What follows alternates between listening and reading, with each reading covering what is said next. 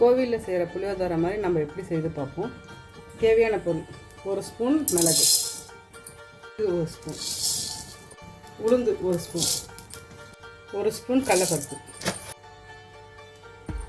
தனியா 1 ஸ்பூன், எள்ளு 1 spoon, 1/2 spoon வெந்தயம். கருகாமல் வறுத்துப்போம். கொஞ்சமாக கருவேப்பிலை, 1/4 டீஸ்பூன் பெருங்காயம்.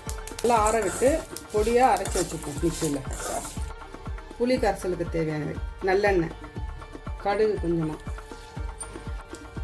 1 ஸ்பூன் உளுத்தம்பருப்பு, கடலைப்பருப்பு 1 ஸ்பூன், 4 காஞ்ச மிளகாய், கொஞ்சமாக பெருங்காயம், 1/2 ஸ்பூன் மஞ்சள்தூள், கருவேப்பிலை கொஞ்சமாக, புளி தண்ணி சேர்த்துப்போம். தேவையான அளவு உப்பு. நல்லா கொதிக்கும் போது 1 துண்டு வெல்லம். எண்ணெய் பிரிஞ்சு வரணும் இந்த மாதிரி. இப்போ நம்ம அரைச்சி வச்ச பவுடர்லேருந்து 2 ஸ்பூன் சேர்த்துப்போம்.